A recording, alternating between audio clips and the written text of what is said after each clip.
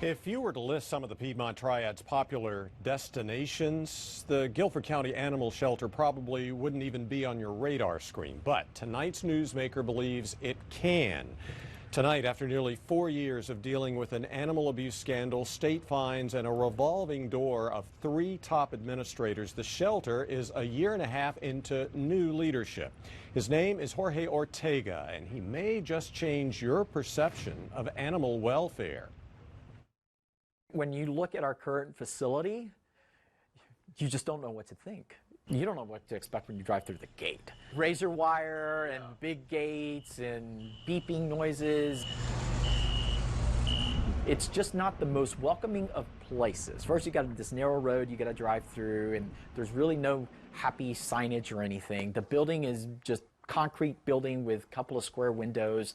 It's not inviting. It's smelly, it's dark, it's damp, it's either hot or too cold, and it's loud.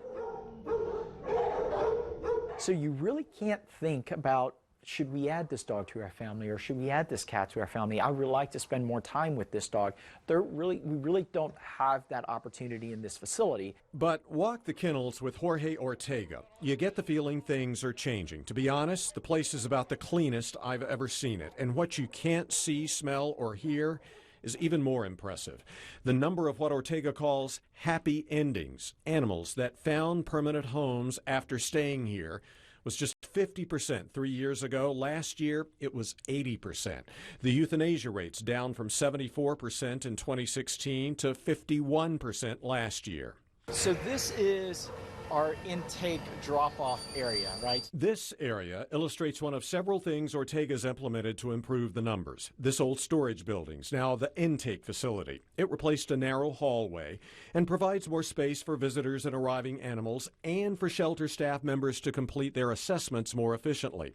Those who walk into the lobby here to surrender animals also now have to sit down for interviews, during which the staff learns more about why the animals are being surrendered and to make sure the surrendering pet owners understand what the animals could face here at the shelter. Here's the challenge with animal welfare, is that we can't help animals unless we help people.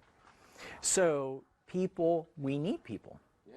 We need adopters. We need fosters. We need volunteers. And everyone agrees Guilford County needs a new shelter.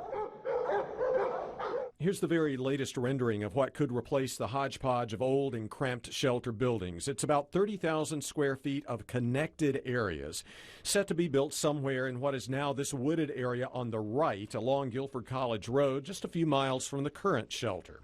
These plans call for a facility that's about 8,000 square feet smaller and one capable of holding about 70 fewer animals than what Ortega and others originally wanted.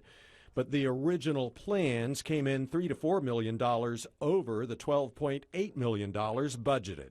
We should not be building bigger shelters. Yeah. We build bigger shelters, we just hoard more animals. Right. We hoard more animals, it costs us more money because each animal per day is a cost. So this smaller footprint isn't necessarily a bad thing. It's not a bad thing. It's just we need to figure out how we manage a smaller footprint where we continue to have our successes with the positive, the live outcomes. Guilford County has an opportunity to change how North Carolina manages and handles animal welfare. We need to catch up. We are way behind the 8 ball, but we have hit the fast forward button and we're moving in that direction.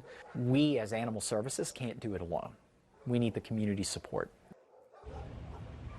The shelter also needs more support from county commissioners. Just last month, they approved enough money for Ortega to hire 2 new staff members this fiscal year. He had asked for 6.